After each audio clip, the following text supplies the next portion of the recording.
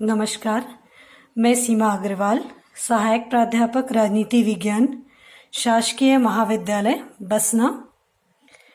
आज मैं एमए राजनीति शास्त्र के सेकंड सेमेस्टर के अंतर्गत प्रश्न पत्र तृतीय के एक महत्वपूर्ण चैप्टर गठबंधन की राजनीति पर चर्चा करूंगी।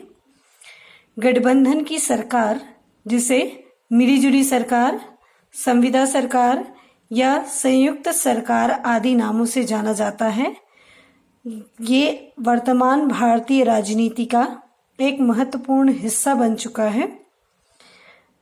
भारत एक बहुदलीय प्रणाली वाला देश है, अर्थात यहाँ पर राजनीतिक दलों के गठन पर किसी भी प्रकार का कोई प्रतिबंध नहीं है और इसी वजह से भारत में बहुत सारे राष्ट्रीय और क्षेत्रीय दलों का निर्माण हुआ है। भारत में अलग अलग प्रकार की संस्कृति, अलग अलग प्रकार के धर्म, भाषा और संप्रदाय के लोग यहाँ पर मौजूद हैं, जो अपने अपने हितों को ध्यान में रखते हुए किसी न किसी प्रकार के राजनीतिक दल का गठन करते रहते हैं। तो इसी वजह से वर्तमान समय में किसी भी एक दल को स्पष्ट बहुमत प्राप्त नहीं हो पाता है और जो क्षेत्रीय दल हैं वो केंद्र स्तर पर भी अपना दबाव बनाने में कामयाब हो जाते हैं। अब किसी एक दल को स्पष्ट बहुमत न मिल पाने के कारण विभिन्न दलों का एक संगठन बनाकर सरकार का निर्माण करना होता है, जिसे हम गठबंधन सरकार के नाम से जानते हैं। तो आइए देखते हैं सबसे पहले कि इसकी उत्पत्ति भारत में किन कारणों से हुई। तो जैसे कि मैंने पहले भी बताया कि यहाँ पर जो धार्मिक, सामाजिक और सांस्कृतिक परिस्थितियां हैं वो अलग अलग क्षेत्रों में अलग अलग है, जिसके कारण क्षेत्रीय दलों का प्रभाव बढ़ा है। इसके साथ ही साथ जाति के आधार पर और क्षेत्रीयतावाद के आधार पर बहुत सारे क्षेत्रीय दलों का गठन हुआ और धीरे धीरे इन दलों का प्रभाव बढ़ता गया। इसके अलावा भारतीय राजनीति में एक ही राजनीतिक दल का बहुत लंबे समय तक प्रभुत्व रहा और इस प्रभुत्व का काफी दलों ने और काफी लोगों ने विरोध किया और इस विरोध के कारण भी गठबंधन की राजनीति का जन्म हुआ। साथ ही साथ राष्ट्रीय दलों का जो घटता प्रभुत्व है वो भी गठबंधन की राजनीति की उत्पत्ति का एक प्रमुख कारण है। वर्तमान में हम देखते हैं कि गठबंधन के दो स्वरूप दिखाई देते हैं। एक, जो चुनाव से पूर्व राजनीतिक दलों के द्वारा एक निश्चित कार्यक्रम के आधार पर गठबंधन बना लिया जाता है। ज्यादा करके ये जो गठबंधन है वो आम चुनाव से पहले ही बना लिए जाते हैं और जो भी राजनीतिक दल होते हैं वो लगभग उनकी जो कार्य नीति है वो समान होती है। दूसरे प्रकार का गठबंधन होता है जो परिस्थिति वश उत्पन्न होता है, अर्थात मान लो किसी चुनाव में किसी दल को स्पष्ट बहुमत नहीं मिला, तब ऐसी स्थिति में जो है सरकार का गठन करने के लिए जो कुछ दल होते हैं जिन्होंने कुछ सीटें हासिल की होती हैं वो एक बड़े दल के साथ गठबंधन कर लेते हैं और बड़े दल जो है इन छोटे छोटे दलों को एक साथ लेकर गठबंधन की सरकार बना लेते हैं। तो पहले वाला जो गठबंधन है, अर्थात आम चुनाव के पूर्व जो गठबंधन किया जाता है उसमें अवसरवादिता कम पाई जाती है और चुनाव के बाद जो गठबंधन बनता है उसमें अवसरवादिता अधिक होती है और ये गठबंधन थोड़ा कमजोर होता है, क्योंकि इसमें जो जुड़े लोग होते हैं या जिसमें जो जुड़े घटक दल हैं वो जो है मंत्री पद के लिए संघर्षरत रहते हैं और इसी वजह से खींचतान शुरू हो जाती है और सरकार लंबे समय तक नहीं टिक पाती। साथ ही साथ जो है राजनीतिक अस्थिरता का वातावरण निर्मित हो जाता है, जैसे कि आजकल विभिन्न राज्यों में ये स्थिति देखने को मिल रही है। वैसे भी अगर हम भारतीय परिप्रेक्ष्य में बात करें तो जो क्षेत्रीय दल हैं वो ज्यादा करके अपने क्षेत्रीय हितों पर ही जोर देते हैं और इसके साथ ही साथ वो राष्ट्रीय हितों की अनदेखी भी करते हैं। तो ये जो गठबंधन है वो सत्ता सुख तो दे देता है, लेकिन इसमें जो शामिल दल हैं उनकी जो बार बार की धोखाधड़ी है, सौदेबाजी है, वो एक तरह से राजनीतिक अस्थिरता का वातावरण उत्पन्न करती है और ऐसे गठबंधन का कोई राष्ट्रीय चरित्र नहीं रह पाता है। केवल ये सत्ता का बंदरबाट जो है वो प्रस्तुत करते हैं। तो और मंत्री पद के लिए जो बार बार तनाव की स्थिति उत्पन्न होती है, उसकी वजह से कई बार जो क्षुब्ध राजनीतिक दल हैं वो अपना समर्थन वापस लेकर सरकार गिरा देते हैं। अब हम बात करते हैं कि गठबंधन की राजनीति का विकास कैसे हुआ।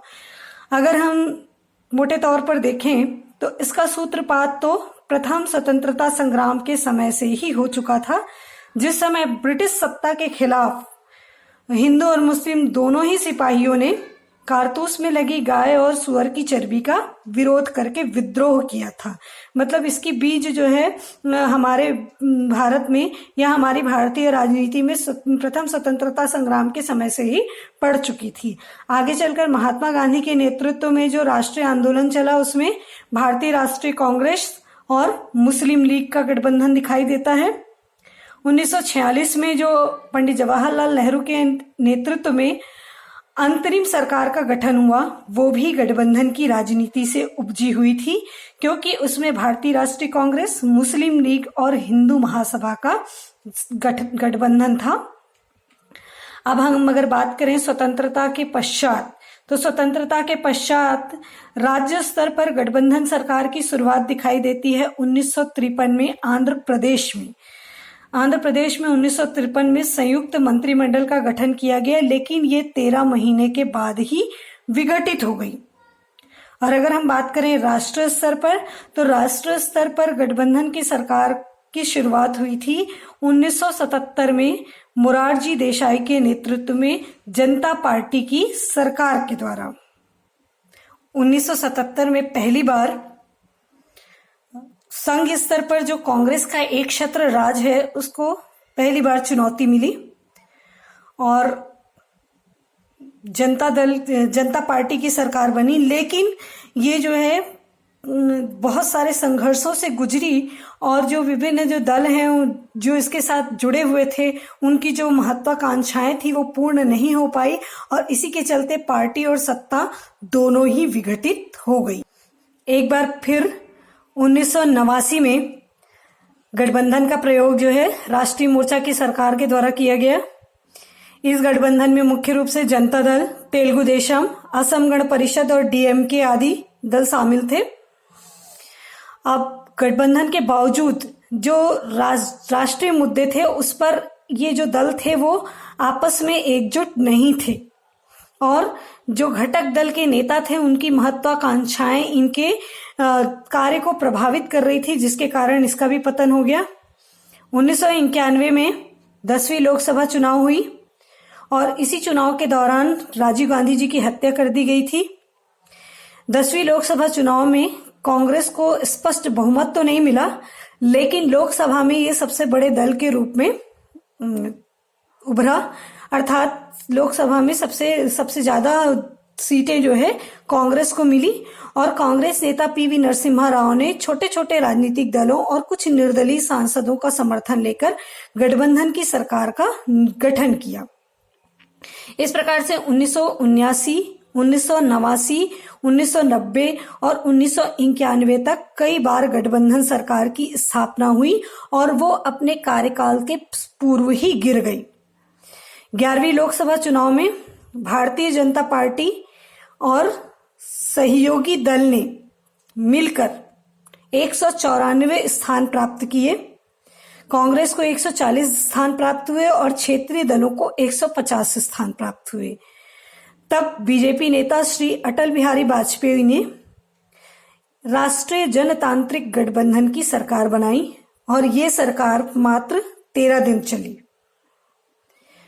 एनडीए के जो घटक क्षेत्रीय दल थे उनके दबाव के कारण ही गोवध निषेध, धारा 370 को हटाना, समान नागरिक संहिता, राम मंदिर निर्माण जैसे जो महत्वपूर्ण राष्ट्रीय मुद्दे थे उसे जो है एनडीए को छोड़ना पड़ा।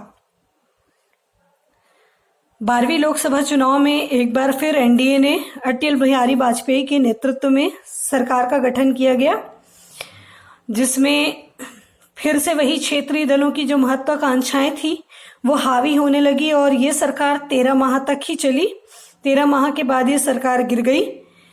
13वीं लोकसभा चुनाव 1999 में एक बार पुनः अटल बिहारी वाजपेयी के नेतृत्व में 24 दलों की गठबंधन सरकार का गठन किया गया और इस बार ये सरकार पूरे 5 वर्ष तक अपना कार्यकाल पूर्ण करने वाली पहली गठबंधन सरकार बनी। अब 14वीं लोकसभा चुनाव में कांग्रेस ने यह अनुभव किया कि अकेले राष्ट्रीय स्तर पर चुनाव जीत पाना थोड़ा सा कठिन होता जा रहा है। इसीलिए इस राष्ट्रीय स्तर के छोटे छोटे राजनीतिक दलों का गठन करके डॉक्टर मनमोहन सिंह के नेतृत्व में संयुक्त प्रगतिशील गठबंधन अर्थात यूपीए की सरकार बनाई, जिसने भी अपना 5 वर्ष का पूरा कार्यकाल पूरा किया। 15वीं लोकसभा चुनाव 2009 में 2 गठबंधन आमने सामने थे, यूपीए और एनडीए, और एक बार पुनः जो है प्रधानमंत्री डॉक्टर मनमोहन सिंह के नेतृत्व में यूपीए की सरकार बनी। अब बात करते हैं 16वीं लोकसभा चुनाव की। 16वीं लोकसभा चुनाव 2014 में एनडीए का नेतृत्व किया श्री नरेंद्र मोदी ने और यूपीए का नेतृत्व किया श्रीमती सोनिया गांधी ने। एनडीए को 337 सीटें मिली, जिसमें से बीजेपी को अकेले 282 सीटें प्राप्त हुई। कांग्रेस जो है 10% से कम स्थान प्राप्त करके 44 सीटें प्राप्त की और इस प्रकार एनडीए की सरकार जो है बनी। 17वीं लोकसभा चुनाव की बात करें तो यहाँ पर एनडीए को 335 स्थान प्राप्त हुए, जिसमें से बीजेपी को अकेले 303 सीटें प्राप्त हुई और यूपीए को 92 सीटें मिली, जिनमें से कांग्रेस को अकेले 52 सीटें मिली और अन्य दलों को 97 सीटें प्राप्त हुई। कुल मिलाकर हम ये कह सकते हैं कि गठबंधन सरकार भारतीय राजनीति का एक हिस्सा बन चुका है। चाहे राज्य स्तर पर हम देखें या केंद्र स्तर पर देखें तो ये जो है एक तरह से अपने पैठ जमा चुका है। इसके पीछे कई कारण हैं, जैसे क्षेत्रीय दलों का जो बढ़ता प्रभाव है वो कहीं ना कहीं इस पर हावी होता जा रहा है और ये जो क्षेत्रीय दल हैं वो क्षेत्रीय हितों पर ज्यादा जोर दे रहे हैं, राष्ट्रीय हितों को ये पीछे छोड़ते जा रहे हैं। इसीलिए इसके कुछ दोष भी सामने आते हैं। फिर भी हम इस बात से इनकार नहीं कर सकते कि वर्तमान में भारतीय राजनीति में गठबंधन सरकार एक अनिवार्यता और एक महत्वपूर्ण हिस्सा बन चुका है, जिसे नकारा नहीं जा सकता। इसलिए गठबंधन सरकार को की सफलता के लिए कुछ चीजें महत्वपूर्ण हो जाती हैं। एक तो ये कि जितने भी राजनीतिक दल हैं वो अपने अहमवादी व्यक्तित्व और अनुशासनहीनता का त्याग करके अगर सार्वजनिक नैतिकता को अपनाएं, क्षेत्रीय हितों के स्थान पर राष्ट्रीय हितों को प्राथमिकता दें, तो ये देश की राजनीति और देश की राजनीतिक स्थिरता के लिए एक महत्वपूर्ण पहलू साबित हो सकता है। धन्यवाद।